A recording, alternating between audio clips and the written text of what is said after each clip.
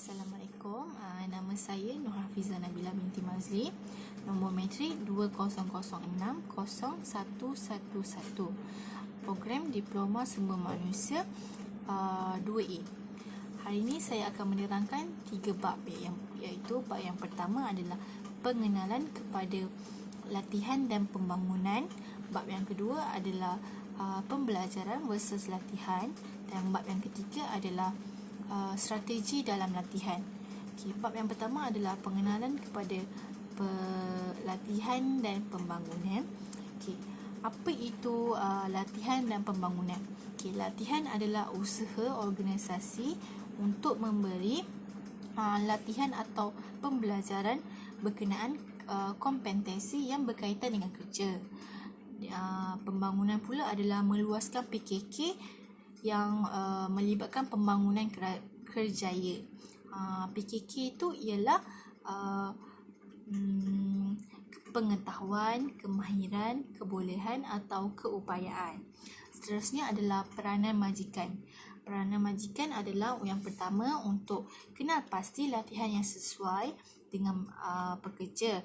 Yang kedua, memastikan pekerja menggunakan latihan yang diterima dengan baik. Yang seterusnya adalah jangkaan pekerja terhadap latihan dan pembangunan.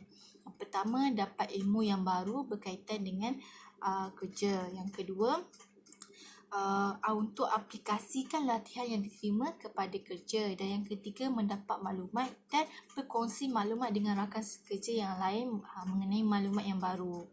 Dan seterusnya adalah hubungan latihan dan pembangunan. Terdapat 3. Yang pertama adalah kerja, contohnya fungsi HR.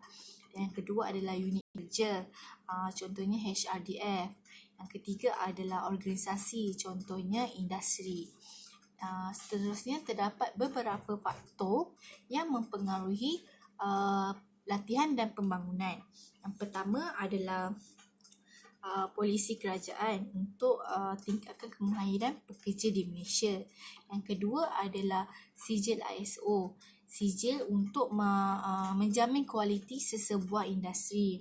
Yang ketiga adalah HRDF untuk melengkapkan polisi kerajaan, iaitu faktor yang pertama tadi. Dan yang keempat adalah profesional, untuk tingkatkan profesional di kalangan rakyat Malaysia ataupun di kalangan masyarakat. Bab yang seterusnya adalah bab 2, iaitu pembelajaran versus latihan. Apa itu pembelajaran? Pembelajaran adalah perubahan secara tetap mengikut kemampuan manusia. Learning outcome dia adalah KSAO. Apa itu KSAO? K ialah knowledge, S adalah skill, A adalah ability, dan O adalah other attitude. Contoh pembelajaran, contohnya pembelajaran secara online atau maya merupakan salah satu contoh pembelajaran. Seterusnya adalah latihan. Latihan adalah berkaitan dengan kerja pekerja. Training outcome dia terbagi kepada 3. Yang pertama adalah pembangunan individu, pembangunan tim, dan penambahbaikan proses kerja. Yang seterusnya adalah apa itu pembelajaran. Pembelajaran adalah verbal information, intellectual skill, motor skill, attitude, dan cognitive strategy.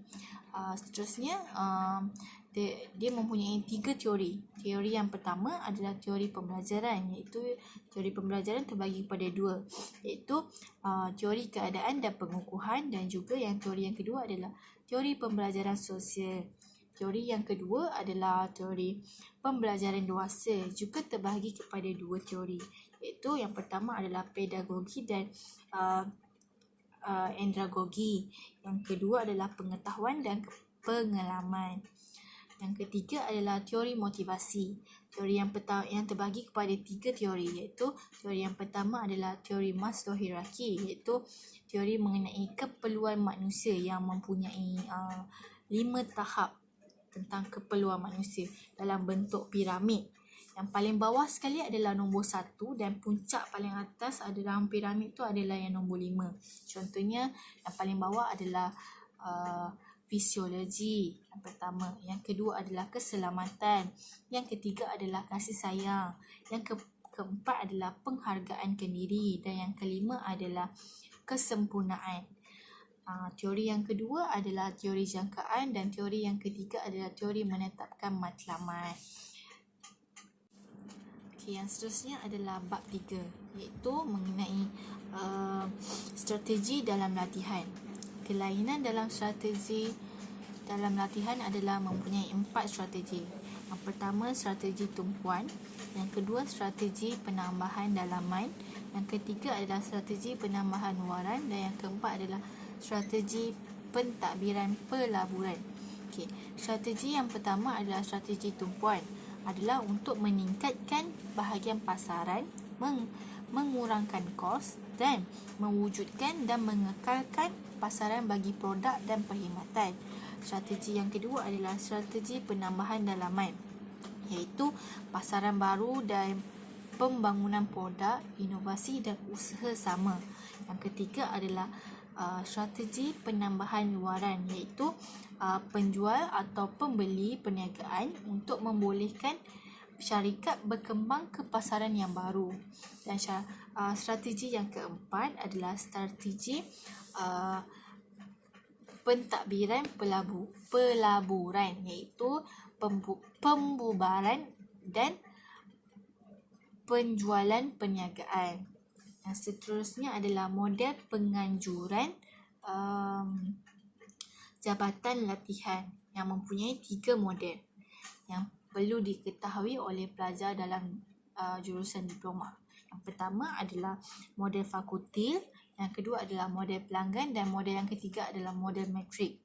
Model yang pertama adalah model fakulti yang mempunyai latihan keselamatan, latihan berkualiti, teknologi dan sistem, latihan jualan dan juga pembangunan dan kepimpinan.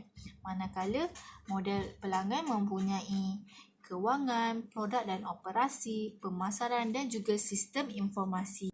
Selain itu, model metrik pula mempunyai latihan jualan, latihan berkualiti, teknologi dan sistem komputer dan juga latihan keselamatan.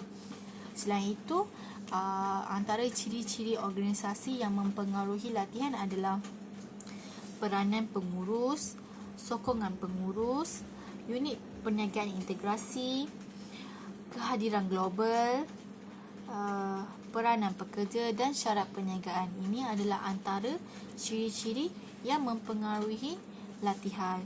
Sekian saja daripada saya mengenai 3 bab tersebut, iaitu bab yang pertama adalah pengenalan kepada latihan dan pembangunan, yang kedua adalah bab pembelajaran versus latihan dan bab yang ketiga adalah bab mengenai strategi dalam latihan. Sekian saja daripada saya, Nur Hafizah Nabila binti Mazli. Assalamualaikum warahmatullahi wabarakatuh.